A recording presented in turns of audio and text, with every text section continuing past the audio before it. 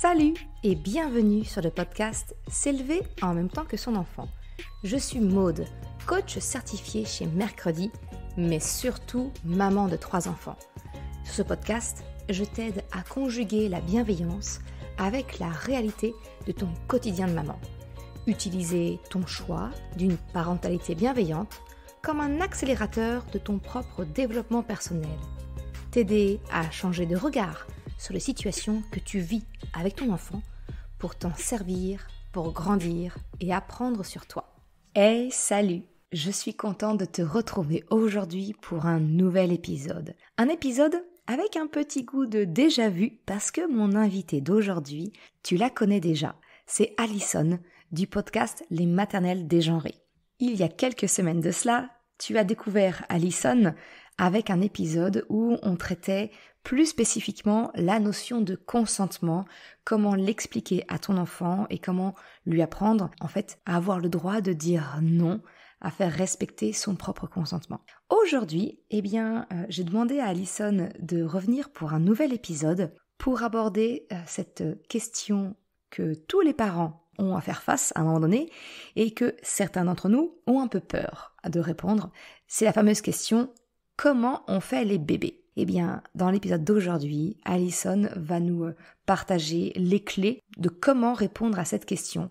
En fait, c'est ce qu'elle a développé dans un de ses ateliers Cocos, où elle explique aux enfants et aux parents comment aborder cette question. Et j'ai la chance aujourd'hui qu'elle puisse partager de nouveau sur le podcast ces clés pour te permettre de savoir, toi, comment accompagner ton enfant quand il te pose la question: dis maman, dis papa, comment on fait les bébés ? Eh bien, Alison te partage toutes les clés dès maintenant. Je te souhaite une excellente écoute.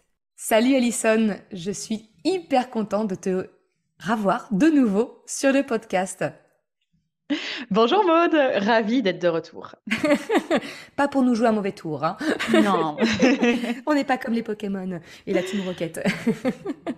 Non, je suis contente de te retrouver aujourd'hui. Alors, pour toi qui écoutes ce podcast, il y a déjà eu un premier épisode avec Alison, qui est l'hôte du podcast Maternelles Dégenrées, et on avait abordé la notion de consentement avec Alison. Et aujourd'hui, on vient avec un nouveau sujet de discussion auquel les parents font tous face à un moment donné. C'est cette fameuse question: comment on fait les bébés ? Justement, Alison, toi, c'est un des ateliers que tu proposes dans tes ateliers Cocos, si je ne m'abuse. Exactement. Et du coup, comment tu pourrais conseiller les parents qui écoutent le podcast faire face à cette question? Parce que généralement, nous, en tant que parents, on est très mal à l'aise parce qu'on y voit l'aspect adulte lié à notre sexualité, du comment, alors que ce que tu vas nous dire, c'est que finalement, l'enfant, il voit pas ça comme ça, lui, c'est pas ce qu'il attend. C'est ça. En fait, quand j'ai préparé les ateliers Cocos, j'en ai discuté autour de moi et il y a plusieurs adultes qui me disaient ô combien ça leur faisait peur d'avoir cette question venant d'enfants, mais encore plus de leurs enfants. Leur enfant. Comment on fait pour réagir à cette question? Et puis on le sait, les enfants, ça prend pas un moment bien particulier quand vous êtes tranquille chez vous, au calme, à table, seul, et que vous êtes prêt ou prête psychologiquement à accueillir cette question. Non, cette question, elle va débarquer au moment le plus inattendu et on le sait, parce que les enfants sont comme ça. Ils ont ce Et pouvoir. c'est génial. Ils sont tellement surprenants et surprenantes. Et en fait, je me suis rendu compte que ça faisait peur à beaucoup d'adultes. Je me suis dit, je vais aller chercher, je vais aller me renseigner un maximum pour connaître un peu les clés de comment on peut répondre à cette question au niveau des enfants. Parce que nous, en tant qu'adultes, eh bien, on a plein d'images mentales qui sont des images qui sont, on va le dire, très sexualisées Bien sûr. d'adultes, alors que les enfants, ils n'ont pas du tout ces images dans leur tête. Et franchement, Vaut mieux, hein. j'espère qu'ils en ont le moins possible entre 3 et 6 ans. Et l'idée, en fait, c'est de répondre à leurs questions, à leur hauteur, en leur donnant des vraies informations, mais les informations dont ils ont et elles ont besoin à ce moment-là. Et donc, dans un premier temps, moi, ce que j'aime bien dire, c'est si on vous pose la question, d'abord, retournez la question à l'enfant. Ah, ça, c'est le b.a.-ba. Comme Pour ça, pas on sait de tomber. où on part. En plus, ça vous permet de respirer. Comme Mm. ça, on pose la question à l'enfant et on voit ce que l'enfant connaît déjà et ce qu'il en sait déjà et justement les images mentales qu'il ou elle a déjà dans sa tête. D'ailleurs, petite parenthèse, c'est aussi ce qu'on apprend quand on fait un nouvel apprentissage avec les enfants en didactique, c'est partir des représentations des élèves pour construire l'apprentissage ou pour déconstruire certains apprentissages qui seraient plus ou moins corrects, quoi. Et donc voilà, donc retourner la question à l'enfant: «Ah, bah toi, comment tu penses qu'on fait les bébés?» Et puis, alors moi, on va parler, ensemble de, ce que je propose durant l'atelier coco sur comment on fait les bébés. Mais, je pense qu'en tant que parent, eh bien, s'être renseigné soi, c'est intéressant comme C'est oui, toujours ça peut aider. et puis, se poser la question à soi-même: «Bah, est-ce que je me sens capable à ce moment-là de répondre à la question? Est-ce que j'ai besoin, pour X ou Y raison, d'envoyer l'enfant vers une autre personne ou vers un support? Ou est-ce que moi, je me sens capable de répondre à cette question? Mm. Et bah, si on ne se sent pas capable, ça peut arriver pour plein de raisons. Eh bien, ne pas hésiter à demander de l'aide, que ça soit par rapport à un matériel, bah, par exemple, chercher des livres, chercher des outils pour en parler, pour s'aider, s'outiller soi-même et outiller l'enfant, ou bien bah, demander de l'aide à une autre personne de confiance. Tu sais, Voilà, par ça rapport c'est. à ça, tes deux conseils finalement de ton approche, c'est un, de dire, de questionner l'enfant, et toi, qu'est-ce que tu en penses? Et deux, bah, si jamais on ne se sent pas, de temporiser la question en disant, bah, je vais demander de l'aide, je vais me renseigner, je ne sais pas comment te l'expliquer, je vais me renseigner. Ça, c'est fondamental, je suis entièrement d'accord avec toi, et c'est quelque chose que j'ai, moi, appris, découvert, en tout cas j'ai posé des mots dessus, avec le livre que tu connais très certainement de Charline Vermont, Corps, amour et sexualité, où effectivement elle a cette approche de dire, mais on questionne l'enfant sur qu'est-ce qu'il connaît et donc avoir son niveau de connaissance des choses pour justement ne pas aller au-delà de ce qu'il est prêt à entendre.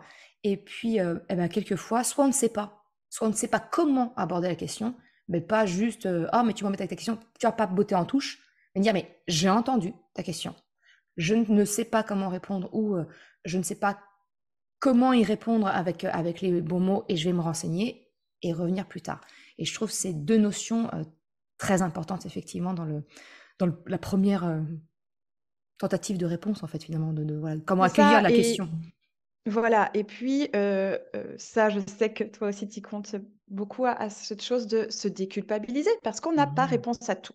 Que Exact. ça soit sur ces questions-là, mais sur toutes les questions des enfants, parce que les enfants ont plein de questions, on n'a pas réponse à tout à la minute et se dire à soi-même que c'est OK si parfois on n'est pas capable de répondre du tac au tac. Mm.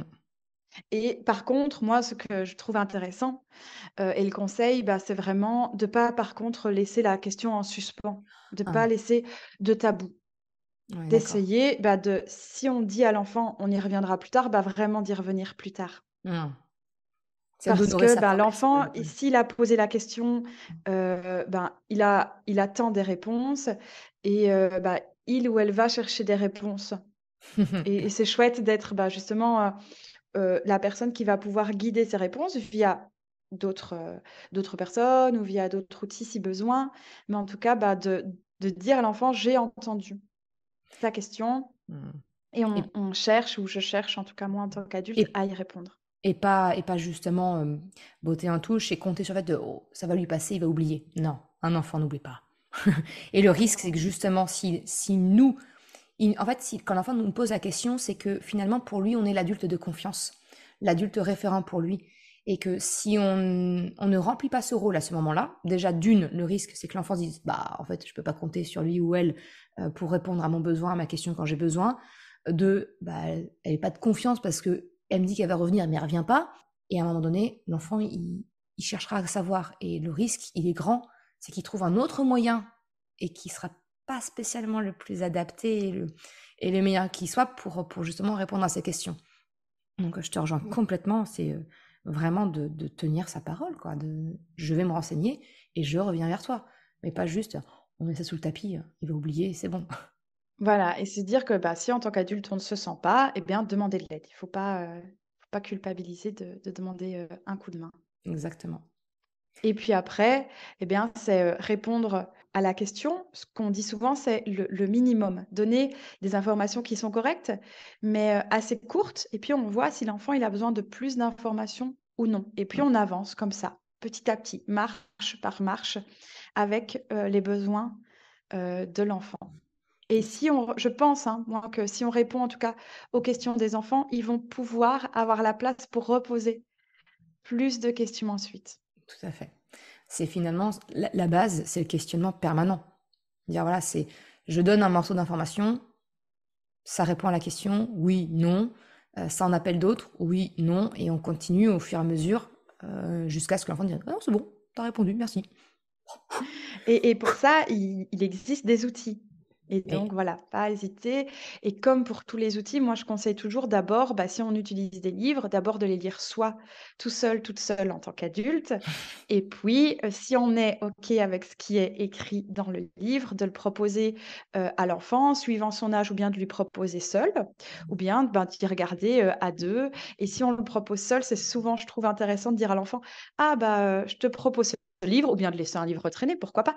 Mais peut-être de dire quand même: «Ah en tout cas moi j'ai jeté un œil, je l'ai lu» et comme ça aussi peut-être que ça peut ouvrir la porte aux enfants ou aux adolescents pour revenir, discuter parce qu'on sait que, oui, heu, l'adulte connaît ce qui est écrit dans le livre. Donc c'est voilà, ça, ouais. moi avec les enfants de 3 à 6 ans, on est souvent amené à consulter le livre avec, mais pour les plus âgés, pourquoi pas, hein, laisser aussi peut-être c'est une part d'intimité parfois pour, et de pudeur de laisser, l'enfant ou l'ado découvrir, seul, l'ouvrage et mais de lui dire: «Bah, voilà, moi aussi je l'ai lu, moi aussi je l'ai consulté» et puis peut-être dire si on se sent si tu as envie qu'on en parle, on peut en parler et puis laisser aussi, à l'autre, ben, le choix d'en parler ou non.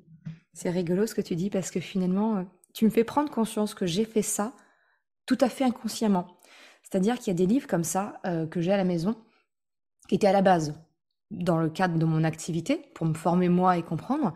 Je pense, au petit, au tome sur l'intimité, les 3 petits tomes, je sais plus le titre exact. Tu l'avais mentionné dans notre premier épisode. Les petits illustrés d'intimité. Oui, les petits illustrés d'intimité, exactement. Donc j'ai ceux-là, j'ai effectivement donc le livre de Charline Vermont, Amour, corps et sexualité et les 100 questions que les enfants se posent. Et j'ai comme ça une mini bibliothèque finalement de sujets, comment dire, plus intimistes, plus voilà, qui sont à disposition de mes enfants. Ils y ont accès, mais c'est pas dans la bibliothèque générale, si tu veux. C'est pas voilà.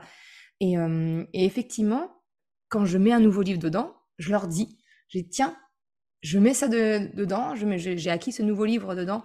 Là, le dernier que j'ai en date, c'est un de Soline sur les 5 langages de l'amour. Voilà, c'est encore autre chose. Je dis, bah, tiens, j'enrichis cette petite bibliothèque-là de ça. Je l'ai lu. À l'occasion, j'aimerais bien avoir vos avis. Voilà. Et je sais que ma fille est très libre, donc elle va avoir tendance à prendre et à venir en parler librement.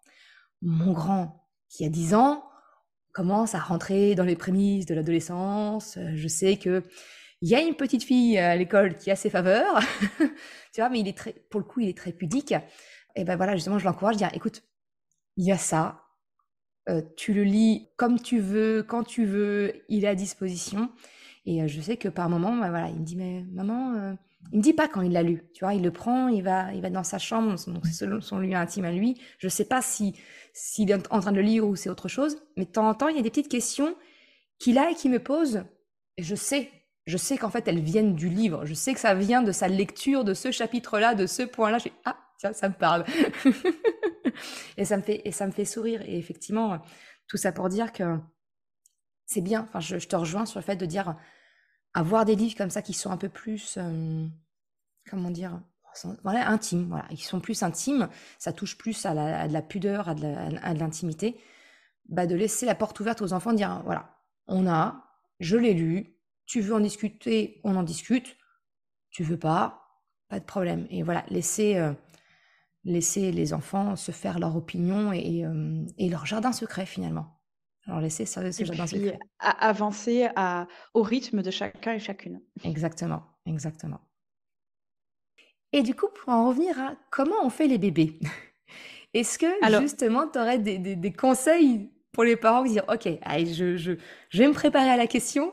Comment je fais pour me préparer à ça en fait? Est-ce que tu as des supports à nous parler, à nous partager?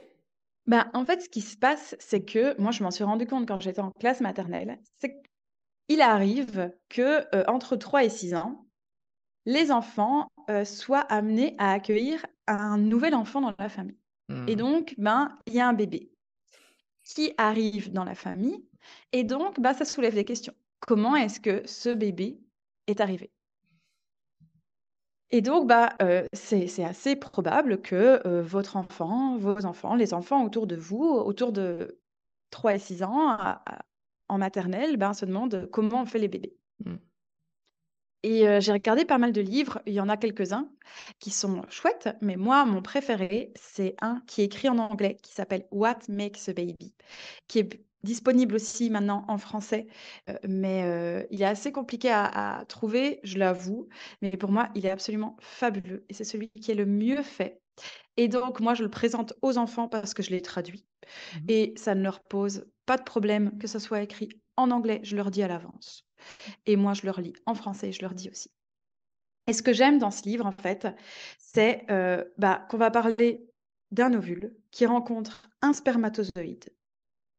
Ils vont se rencontrer, échanger un tas d'informations et ils ont besoin d'un endroit pour grandir. L'endroit pour grandir, c'est un utérus et ils vont grandir dans l'utérus. Il y a des personnes qui ont des spermatozoïdes, il y a des personnes qui ont des ovules, il y a des personnes qui ont des utérus. Et puis, parfois, cette toute petite chose va grandir et parfois elle ne va pas grandir. Et puis si elle grandit, on peut voir les différentes étapes.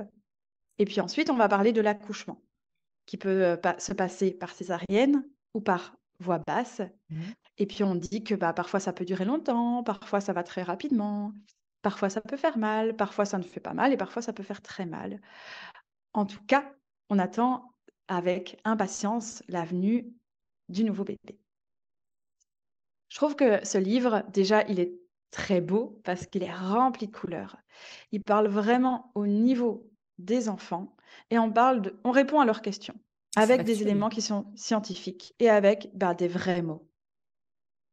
Voilà, moi, c'est pour ça que je l'adore. Et donc, dans l'atelier Coco sur comment on fait les bébés, je commence avec ce livre pour répondre aux enfants comment sont faits les bébés. Très simplement Et finalement. puis, très simplement. Et puis après, je garde toujours avec moi le petit illustré de l'intimité, tome 3, au cas où j'ai des questions. Parce que là, en fait, c'est un peu comme une encyclopédie, ce livre. Et donc, on peut retrouver quelques illustrations si on a besoin de revenir sur certains sujets. Et j'aime bien aussi utiliser un livre qui s'appelle «Comment fait-on les bébés?» qui est, des éditions La Joie de lire. Alors là, je lis pas tout, mais en tout cas, il y a 2 planches que j'aime beaucoup, où on voit la personne qui porte le bébé, son corps qui change Mhm. et le développement aussi à l'intérieur. Et ça, je trouve ça intéressant d'expliquer aux enfants que toute la croissance et du corps qui grandit et du corps de la personne qui porte le bébé qui change en Qui même temps. change. C'est rendre visible en fait la partie invisible.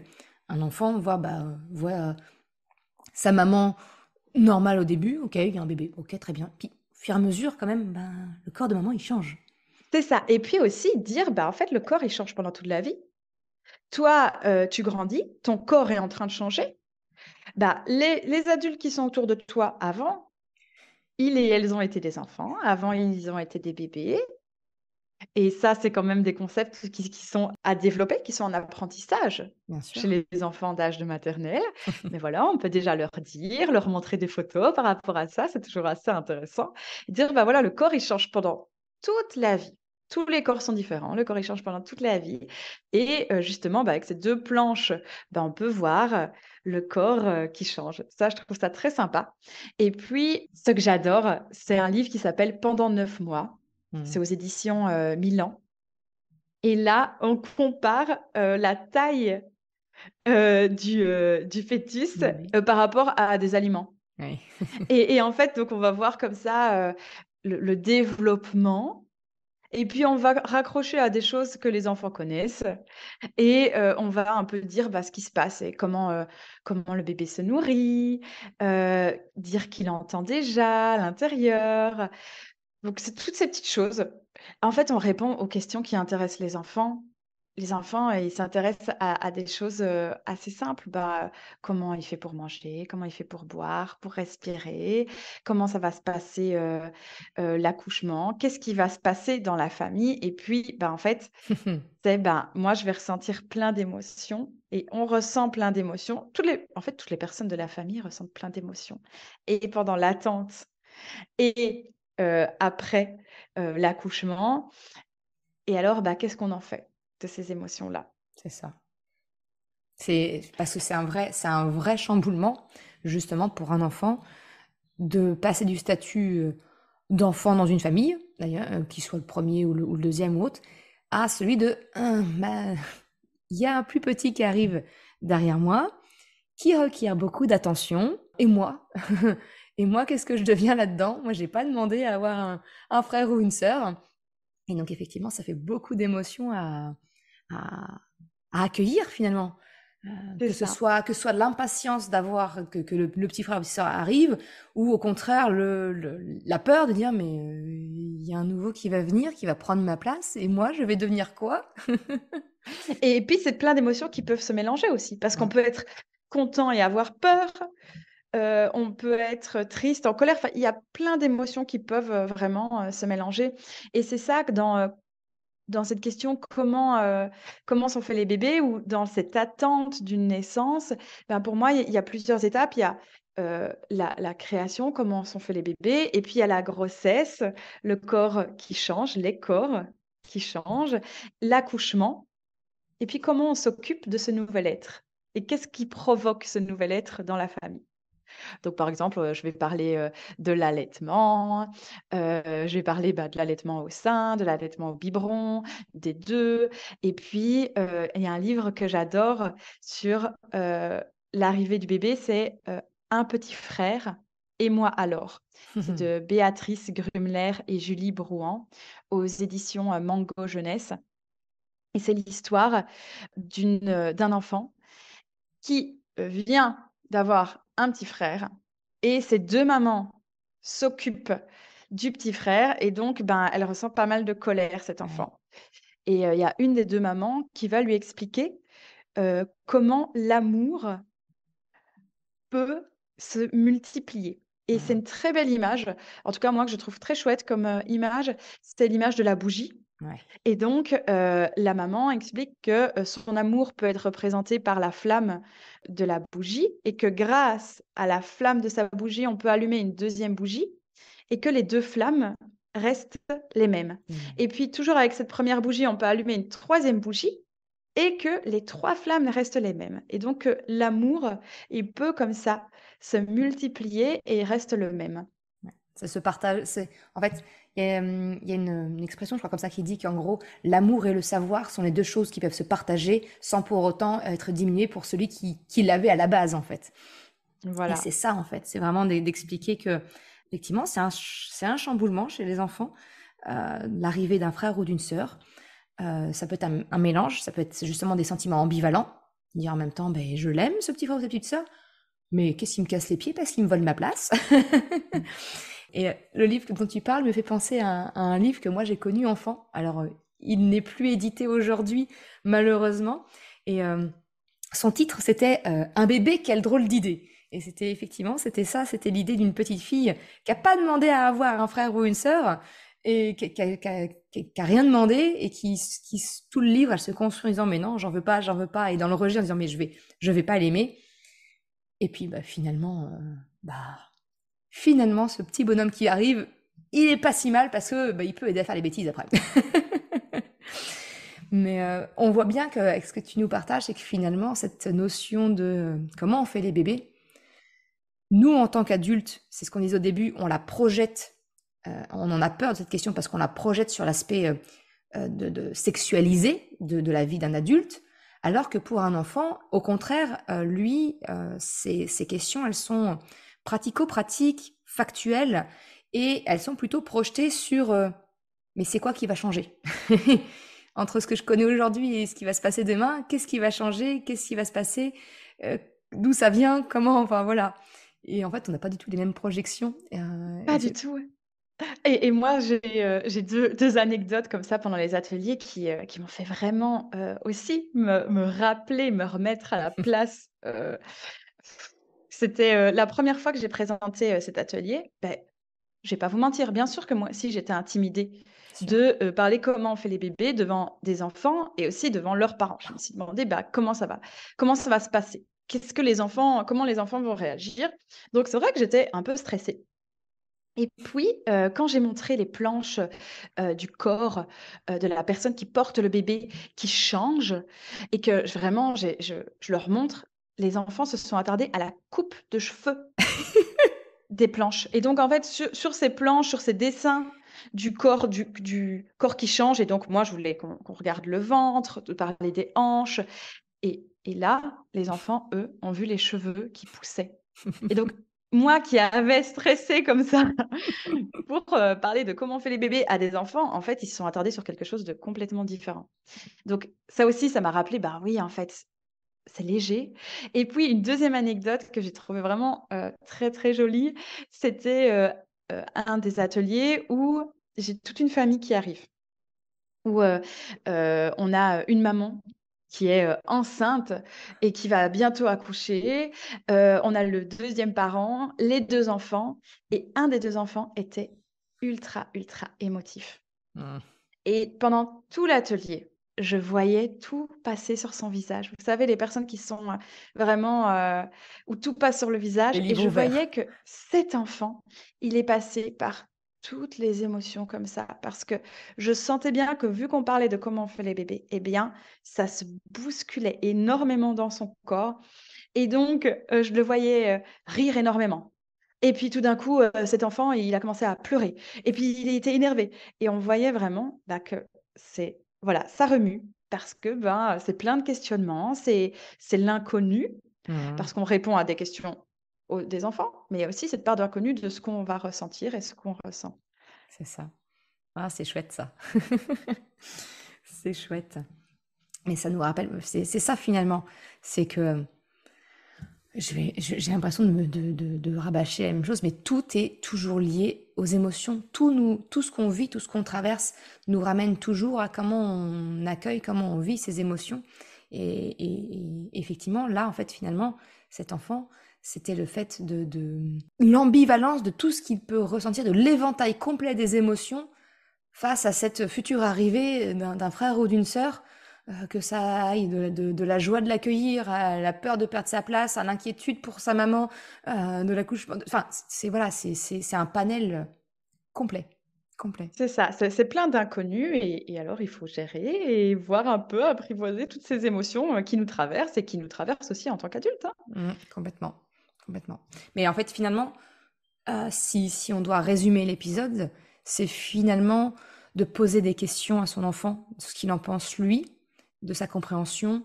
C'est de rester factuel, de se détacher de ce biais cognitif qu'on a, nous, nos projections d'adultes, de l'hypersexualisation d'avoir un enfant, et puis finalement de rester attentif, encore et toujours, aux émotions de notre enfant. C'est ça. C'est ça. Cool. Est-ce qu'il y a quelque chose qu'on n'a pas abordé, justement, que tu voudrais rajouter, ou une ressource, ou qu'on n'a pas, voilà, qu'on a peut-être zappé au cours de Ben, notre peut-être, échange? une petite parenthèse, d'adulte, mais en fait, souvent, bah, oui, pour nous, faire un bébé, c'est on le voit comme, quelque chose de sexualisé, mais peut-être rappeler et d'ailleurs, dans, les petits illustrés de l'intimité, ils rappellent qu'en fait, bah, il y a on ne fait pas toujours un bébé, Mmh. par rapport à une relation, sexuelle. Il y a d'autres moyens de conception. Mmh. Là, je pense à la FIV et à la PMA et donc ben, peut-être aussi se mettre ça dans notre tête, d'adulte, se rappeler ça et c'est pour ça aussi que moi j'aime bien ce livre, What Makes a Baby parce qu'on parle pas justement d'actes sexuels parce que, bah, tous les enfants n'ont pas été, créés par cet acte sexuel Mmh. et à mes yeux, ben, les enfants de 3 à 6 ans, s'ils posent pas de questions par rapport à ça, ben, Ils en ont pas voilà, besoin. on prend, à leur niveau. Voilà, ça c'était la petite parenthèse d'adulte que je me permets de rajouter. Ah, mais complètement, parce qu'en plus, justement, quand on reste factuel sur la rencontre entre un ovule et un spermatozoïde qui, effectivement, parvient à grandir au sein d'un utérus, ce qui n'est pas, et rappeler que ce n'est pas toujours le cas, finalement, du coup, juste en faisant ça, on a une approche hyper inclusive de tout moyen de naissance d'un enfant derrière, parce que comment le spermatozoïde rencontre l'ovule, bon, ça c'est libre à Il y a chacun, c'est différentes ma il y l'histoire a de chacun. c'est ça, il y a différentes moyens, comme il y a différentes familles et c'est pour ça qu'aussi pendant l'atelier, moi j'aime bien parler de personnes qui ont des ovules, des personnes qui ont des spermatozoïdes, Mm, pour essayer d'être la plus inclusive possible bien sûr. et puis moi souvent cet atelier, comment on fait les bébés, j'aime bien qu'il soit suivi par les différents types de relations parce que dans l'atelier des différents types de relations, bah, on parle des différents types de familles et en Mm. fait, toutes les familles ne sont pas les mêmes. Il y a un tas de familles différentes et chaque famille a son histoire et ça aussi, c'est un sujet que j'aime bien, Ça richesse. raccrocher, Ah oui, bah oui, oui, oui. J'ai envie de te dire, c'est cool parce que ça vient finalement continuer de construire une relation plus ouverte à la pluralité des choses, voilà, pas, bah non, formater, voilà, un esprit un peu plus étriqué, on va dire, mais effectivement rester très ouvert et pour que, ouais, bah en fait, quand on dit le mot inclusif, ça veut tout dire, hein, finalement. Ça veut tout dire et il n'y a pas de valeur jugeante ou autre derrière, mais c'est de laisser la pluralité des familles. Et c'est un petit peu comme ce que tu as fait, l'analogie avec la bougie. On se fiche complètement de la nature de la bougie, hein, si elle est bleue, blanche, rouge, ou à partir du moment où elle allume une autre bougie, ben, voilà, ça démultiplie l'amour. Ben, c'est la même chose pour les familles, finalement. C'est la même chose. Moi, je te remercie en tout cas de cette précision parce que je pense qu'effectivement, elle est importante parce que voilà, on n'a pas tous les mêmes histoires et après, bah, l'enfant grandissant, on peut lui raconter son histoire. Ça, c'est encore, voilà, c'est encore une autre étape.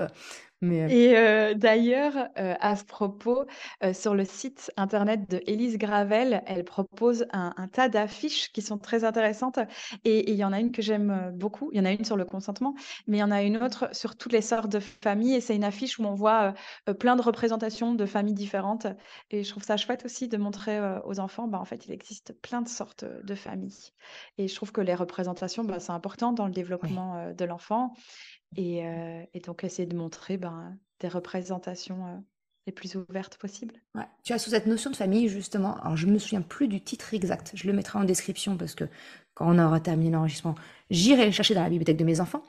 Mais il y a un livre qui s'appelle Je sais pas qui, un prénom veut changer de famille. Et c'est l'histoire d'un petit. C'est personnifié avec des animaux et qui en a marre de sa famille, sa sœur l'embête, sa maman le dispute, son papa a pas de temps avec lui. Et il s'en va et il va avoir d'autres types de familles. Et voilà, il y a des enfants qui sont élevés par des couples de parents de même sexe. Il y a des familles où il y a que un maman ou une papa, où c'est la grand-mère qui prend le relais et qui élève l'enfant. Enfin, il y a pluralité de familles comme ça qui sont abordées et je le trouve, enfin, ce livre, je l'aime beaucoup. Je l'aime beaucoup parce que justement, il présente tous les types de familles et ça montre bien que dans toutes les familles, le seul point commun qu'il y ait finalement, bah, c'est l'amour. C'est l'amour Bah, qu'il en y tout a cas, on entre... espère, ouais, on Exactement, voilà. espère. Donc, super. Bah écoute, Moi, le livre que j'adore par rapport à la famille, c'est «Et toi, ta famille?» C'est un livre de Charlotte, Bélière et là où elle représente plein de types de familles différents et j'adore et les enfants souvent, pendant l'histoire, me racontent, interviennent, ils disent: «Ah moi, c'est comme ça et chez moi, c'est comme ça». t'as le droit à tous les petits secrets de famille. Et non, mais parce qu'en fait, bah, chaque famille est différente. Bien sûr, et puis on a besoin aussi de s'identifier. Donc je trouve ça bien que justement il y ait de tels livres qui permettent aux enfants de reconnaître leur structure familiale et de la normaliser, quoi, voilà, tout simplement. C'est ça. Super. Bah écoute, merci beaucoup Alison pour cet échange autour de comment on fait des bébés et comment Merci on Maud fait pour pour... l'invitation. Ah bah de rien, c'est vraiment un grand plaisir. Et puis, prête pour un troisième. Jamais 203, il paraît. Alors, Pourquoi pas, ce sera avec grand plaisir que je t'accueillerai de nouveau sur le podcast. Donc, on se dit à bientôt. Eh ben, on se dit à bientôt alors. On fait comme ça. Merci, Maud. Merci beaucoup, Alison. Merci d'avoir écouté cet épisode jusqu'à la fin. Tu retrouveras les liens mentionnés en description de l'épisode ou bien dans sa retranscription sur le site merrecredi.com. Si tu as aimé cet épisode, s'il t'a été utile, je t'invite à le partager, à en parler autour de toi. Ou, si le cœur t'en dit, de me laisser un commentaire et une note de 5 étoiles sur Apple Podcast ou Spotify. Cela me permet de faire connaître le podcast et m'encourage à progresser. Un grand merci à celles et ceux qui prennent le temps de le faire ou de m'envoyer un message privé si leur plateforme d'écoute ne le permet pas. Je te souhaite une excellente journée, après-midi, soirée, quel que soit le moment où tu écoutes et je te dis à la semaine prochaine pour un nouvel épisode. Ciao!